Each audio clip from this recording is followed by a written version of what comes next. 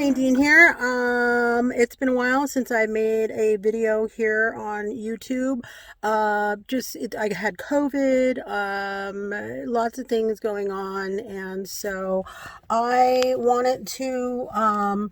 There's something on my mind. It's been on my mind, and I had an idea about what I wanted to do, and that changed. What I wanted to do with this video in the beginning was to make something that really goes into details about all of the cases that are related to the presidential election. I mean, as you know, and as I know, there's so much going on with that. There's a lot of questions. I just barely got out of quarantine in my bedroom. I didn't have access to my main computer. And so I figured, you know what? All the reading and the notes that I've taken, I'm just going to go through those things. And yeah, maybe you will find some value in what I'm going to share with you. And maybe not. I don't know. It's a lot of stuff, it's a lot. It's a lot because there's a lot of information online.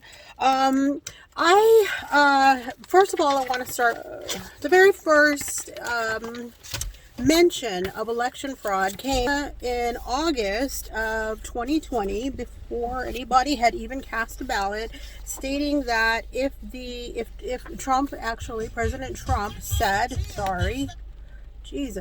President Trump actually said, if I don't win, it'll be because the election was rigged. Now, I'm not here to be pro-Trump or pro-Biden or anything else. I'm just a regular American citizen who cares about the integrity of our elections. I care about our nation, and I care about my own safety and my family's safety and all of that stuff, right? Just like most of us. But one thing that I did see with that was a concern, because the pattern seems to be from people that I know, because I have friends from all across the spectrum, I have friends that are independents and libertarians and Democrats and conservatives and Republicans and liberals and all of that. But what I've seen from my friends, that it's more than just support Trump, but like really follow him and what he says. As soon as something that is said comes out of his mouth, it seems to be that things work backwards. Instead of like, that is the truth, and then all other stuff that happens, they deem it credible or not if it backs up the initial announcement made by him. For instance, with the elections, it seemed to me that once he said, if I don't win, it's because the elections are rigged, then that became the point from which all credibility spun from. Like, if it didn't support that narrative, then it wasn't credible. And then as we went along, there were lots of things that began to come across the public eye in regards to the credibility of the elections or not. And then there was a lot of cases filed after the election, which is normal. Actually, cases should be filed after elections.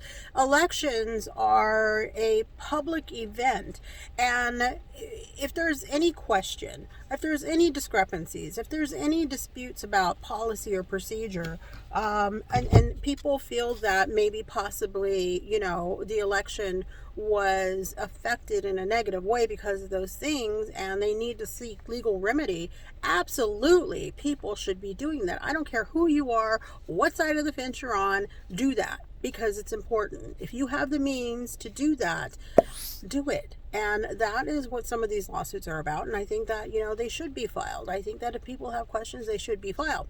The problem is that when it's approached as these lawsuits are filed and they're true, period, that's just the end of it. And then anything or anybody who says anything different, including judges, our government agencies, other, verdicts, whatever, proof from that disproves whatever the lawsuit is, all of that is treated as almost treasonous and absolutely not true. The only thing that's true is what supports that original announcement in August 2020 That concerns me. Veritas, that was something that was interesting. Veritas is, you know, it parades as a whistleblower type organization. Really, there's so much that's been problematic with them. They first came on my radar a while ago when there was some other article that they put out, some video, but even when I was watching the video, I was like, that could be anything. Like, and I can't tell if that person is really saying what they're saying. I mean, they had text and stuff all over the top of it, so you really couldn't tell. It honestly was not enough for me to say, absolutely, I believe that. And then as I dug a little deeper, I found that they have a very big reputation for misrepresenting information, and not being a credible source. I mean, that's just the truth. So Veritas got a hold of a postal worker, or a postal worker got a hold of them and claimed that he was told to backdate late ballots. The postal worker later retracted that and actually signed a legal document, an affidavit saying, I lied, that wasn't true. And that's, I mean, that happens. If you look at any big murder, ask the police, how many times do people that had nothing to do with the case call up and said, I did that, and make false confessions? Because people, for whatever reason, sometimes when there's a lot of notoriety, a lot of attention on something, they want to insert themselves into that, to be a part of it, maybe it helps them feel relevant. Maybe they are very lonely and that's how they feel some kind of connection to other people. I don't know.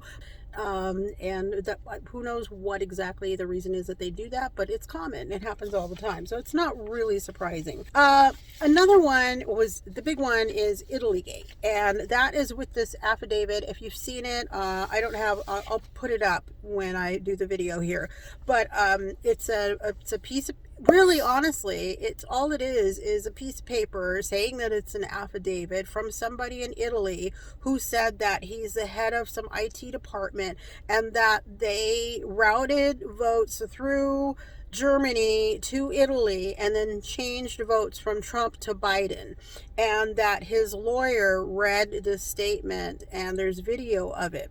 Well, first of all, General Claudio Graziano, who is supposedly this official that's also related to this case, and and there's this company called Leonardo, which is supposed to be involved in this, but it's stated that Claudio Graziano was a member of or president of the board of directors. He's not listed in the company. Employees were arrested on December 5th, but they were arrested for an alleged role in hacking the company's computers, not outside computers, but their own company's computers, to steal sensitive information between the years of 2015 and 2017. Had nothing to do with the U.S. elections. There was no raid of election servers in Germany. U.S. Army denied performing such a raid, and the company whose supposed servers were seized didn't even have servers in Germany. And that's Dominion. Dominion doesn't even have servers in Germany.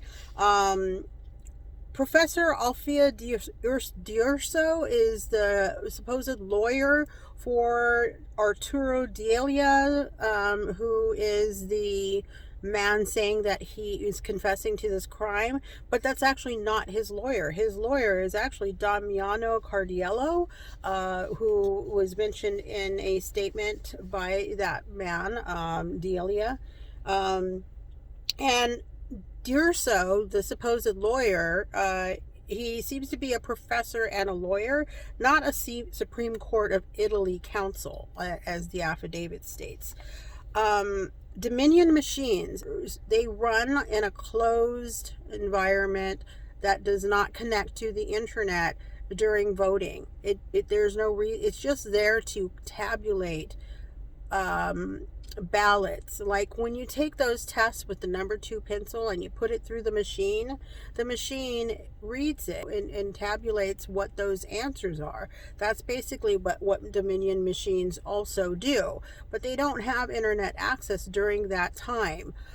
Also, one of the biggest holes with this whole thing is that even if votes were changed, let's say hypothetically somehow this is true. So let's say votes were changed somehow in some other country and then sent back, and we didn't notice any of that, right? Which is a huge stretch. But let's say that that happened. There's been so many recounts of the votes, and there is a paper. Every vote originates from a paper ballot. So everything is verified. If votes were changed, it would have easily shown up that the ballots that a state has don't match the numbers that are coming back from these machines. And that has not been found. There's been, I mean, Georgia alone had 3 recounts. One by hand. Well, first it had 3 counts. It had the original count, and then it had a manual count, which they did by hand, and then they had another count done with the machine. So that would be easily like debunked. Okay, now the next thing I wanted to go, there's a couple of election fraud claims, other ones. People were tripping out because in certain states, Trump was doing great. He was like, boom, and then all of a sudden, boom, he's not doing so great, and then he lost. The reason that is when states count ballots, it's not like they throw every single ballot that's received in any way, shape, or form into a big pile and they just start counting them. They have the states get to choose what they're going to count first, and there's 3 types of ballots. There are mail-in ballots, there's in-person voting ballots, and then there are early voting ballots. And states decide which ones they're going to count first. For instance, in Ohio, Biden came out super strong, real strong. He was like, way up there as far as the count, and Trump was very low. And then Trump started gaining, and Biden started not gaining, like losing. And he took a dive, and that was Trump ended up winning Ohio 53.3% to 45.2%, and that's because they started off counting the mail-in ballots first. Now, Democrats, when it came to mail-in voting, highly encourage and put a lot of effort in getting people to use mail-in voting. And Trump, on the other hand, did exactly the opposite. Like from the get-go, from like August, maybe even before, there was a clear indication from him that he did not support mail-in voting, didn't like it. And of course, his followers and supporters were like, well, if Trump doesn't like it, I'm not doing it. And so most of them did not use mail-in voting. They used in-person voting. And then another reason that mail-in voting, there was a difference, was because of COVID. In a research done in June of 2020, it showed that 64% of Democrats were concerned about themselves or someone they love having to be hospitalized due to COVID. And 77% of Democrats had concerns about spreading it.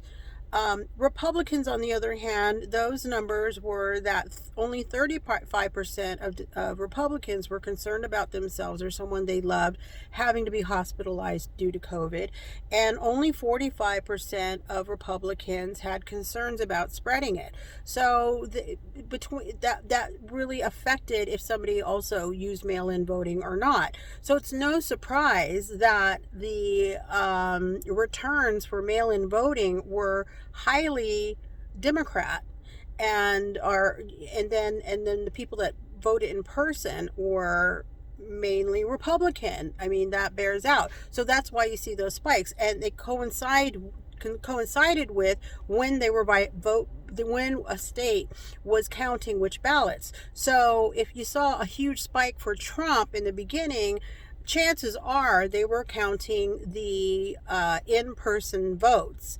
And then if you saw that dip and all of a sudden Biden rise, then that was because you would see they were counting the mail-in voting ballots and such. So, but it was interesting that nobody was screaming, hey, shady stuff is happening, when those trends were favoring Trump. Like when Trump was starting out low, but then all of a sudden he's, topping off there and takes the state. It's like, yay, that's wonderful. But when that happened with Biden, it's like, gotta be shady, gotta be election fraud. And that just really isn't the truth.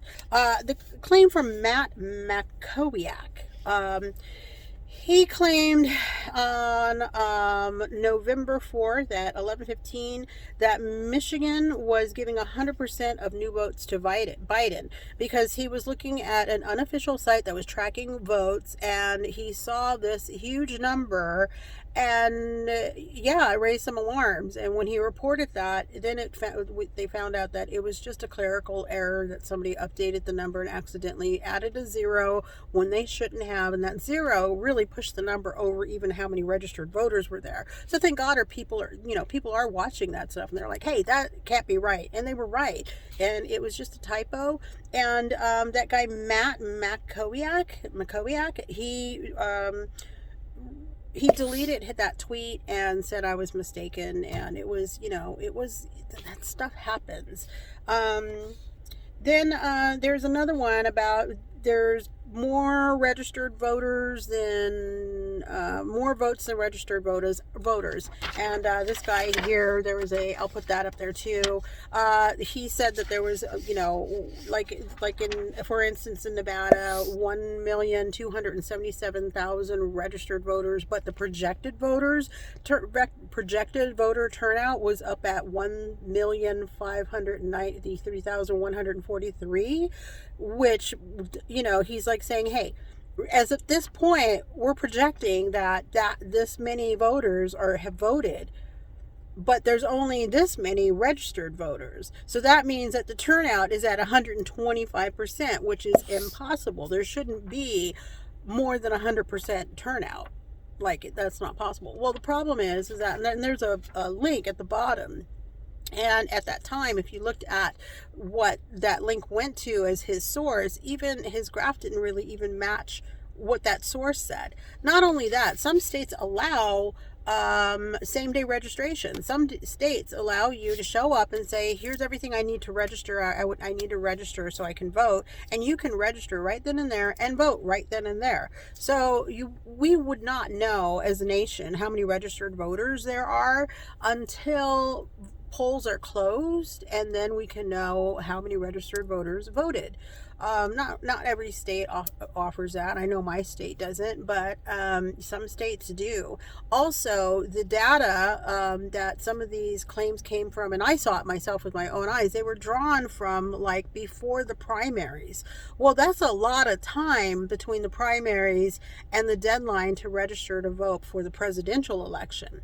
And there was a lot of interest in voting this election season. I mean, there were more people that showed up to vote. There were people that had never voted before. I mean, people have been very much more involved in politics than they ever have in their life. So yes, between the primaries and this last election, a lot of people registered. A lot of people made sure that they were able to vote, and a lot more people did vote. Another thing is that people have been, saying there's no possible way that people voted for Biden where they were at, because no, everybody there is a Trump supporter. Well, the facts are no. I saw the same trend in the 2016 election, where areas that you wouldn't think would have voted Republican, lots of people voted Republican. And what happened is that people that were voting Republican didn't want to tell people that they were voting Republican, because they felt like they would be judged, and they felt like, they would be targeted for, by their friends and neighbors because, in a negative way. So they were just like, I'm not telling anybody, I'm just going to do this. Well, That's true this time too. There's a lot of people who voted Democrat who did not feel safe saying who they were voting for, especially if they were living in the middle of a red state or a red town, where everybody's got Trump signs everywhere. And they were like, yeah, no, I'm not saying anything about this. Nobody needs to know. Because the truth is nobody does need to know how you vote. There were some lawsuits that were very interesting. One was Benson. This lawsuit was in, I can't remember exactly where, but you can look it up. I have the notes here, but I don't want to waste time.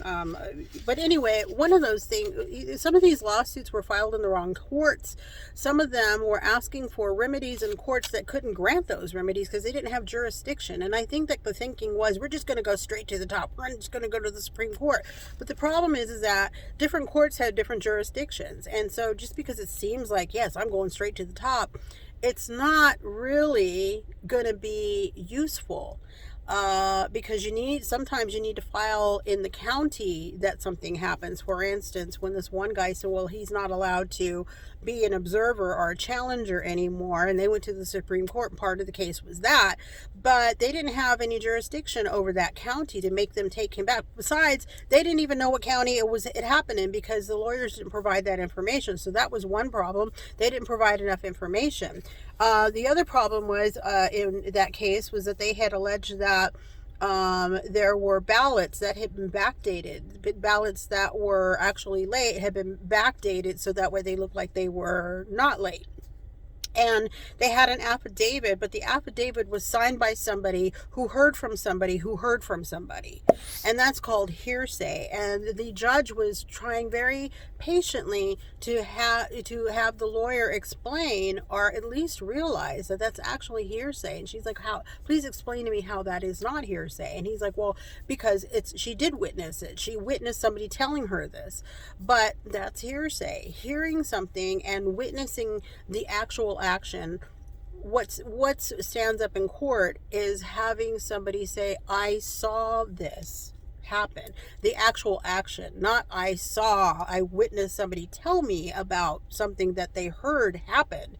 That's not going to stand up in court. I don't know how that got past the lawyer that he thought that would, but lawyers are allowed to try anything. But some of these cases were so bad. One of them was that the court is actually considering making those counsel, the lawyers, tell them why they shouldn't file a grievance against them because it was handled so badly. It was there was just because judges, they do not like it when somebody tries to waste their time because or when they feel like somebody's wasting their time or they're submitting stuff that's like an insult to their intelligence. That's not every case.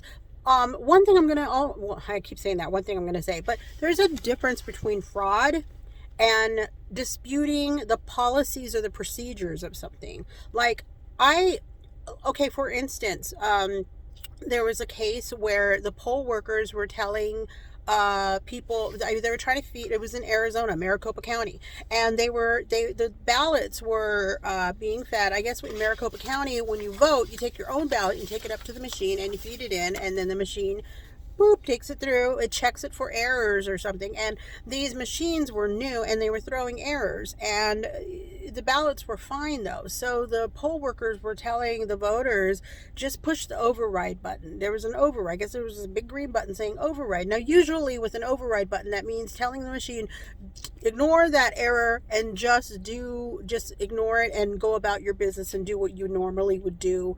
Don't worry about it.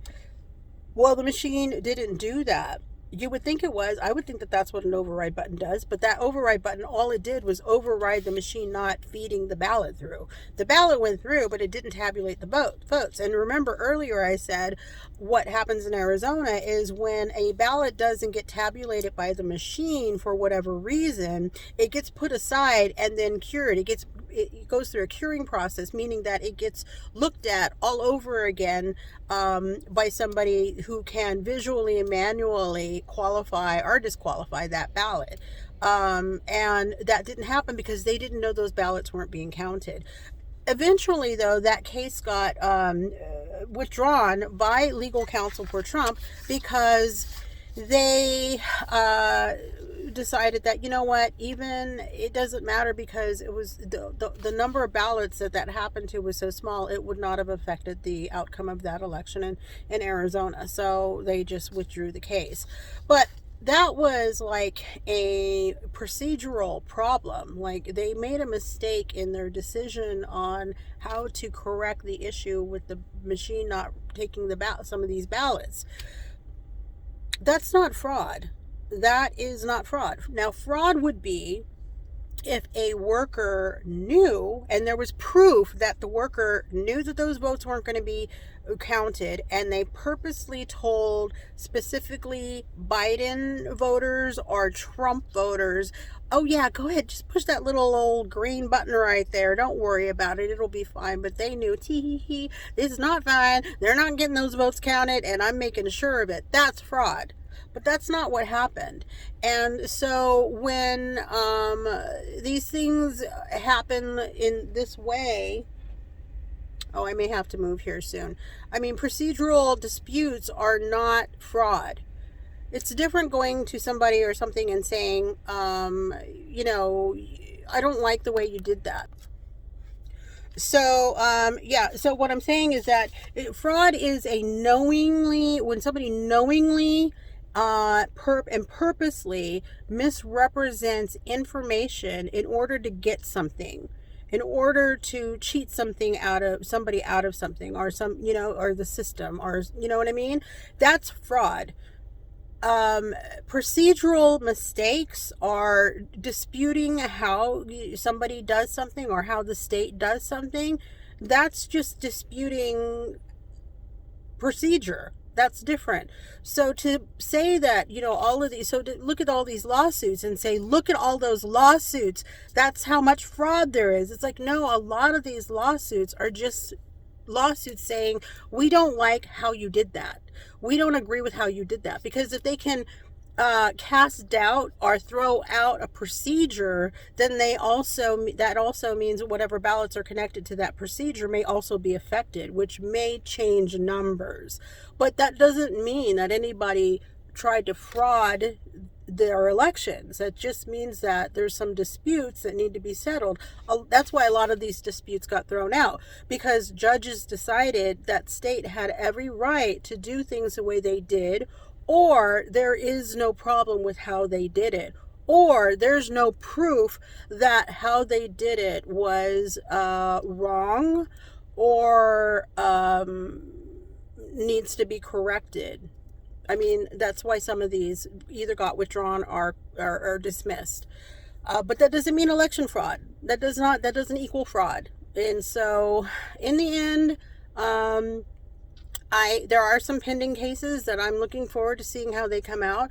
Like I said, I'm a citizen and I want our elections to be secure. I think that maybe a lot of this stuff has shown that, yeah, there is some work to be done to help people feel better about our elections. But do I think that all of this points to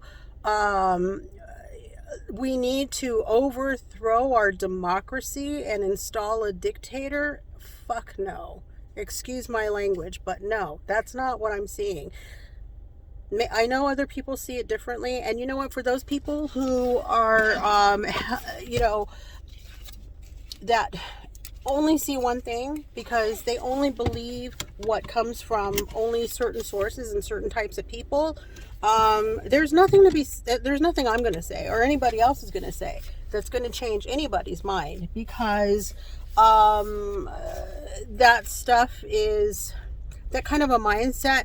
If I marry myself to something outside of myself, then I have to defend that with everything I've got, because it's not just about being right or wrong. It's almost like my life depends on it, because it does, because everything that I am, my whole identity is tied up in that belief system, in that whole culture. And so, no, I would not be looking at or wanting to hear about or even considering agreeing that anything other than what validates what I've put all of my investment in. If it doesn't validate that, then I can't afford to look at it. And I don't think that as citizens right now we can afford to be that way on either side. Like, Trump voter or not Trump voter, Biden voter or not Biden voter, Republican, Democrat, Independent, it doesn't matter. None of us can afford to just blindly follow anything and to not be open to different perspectives and possibilities, and to be willing to do a little work into looking at what we're absorbing and what we are accepting as real or not real. It's just not a time for that kind of the luxury of being that lazy. We had that before, and we can't do that now. I just don't think we can afford it now. This is a time where we all need to be vigilant, and we all need to be willing to adjust our beliefs when we receive new information, which means that we need to be willing to receive new information. And if we're not willing to do that, and not just information from just some things, and only if it supports one thing or one person, that is not a good idea at any time, but especially right now. So anyway, thanks for listening. I'm going to go. This was kind of a long one. I understand that if you didn't listen to the whole thing, but if you've made it all the way to the end, wow, thank you. I would hope that you would also put some comments in the comments section, because I would love to hear your thoughts. I would love to see what you have to say, whether you agree or you disagree, if you have more information, if you have, other bits to share, or if you have other election information you'd like to talk about. I mean, anything, whatever. As long as you keep it kind and you keep it respectful, I'm good, because, it's really important that we have meaningful discussions and we're not just potatoes sitting there just absorbing whatever soil we're planted in without going. We need to get up and go look for the information. Alrighty. You guys have a great day. Thank you for listening, and I may be back soon. All right, bye.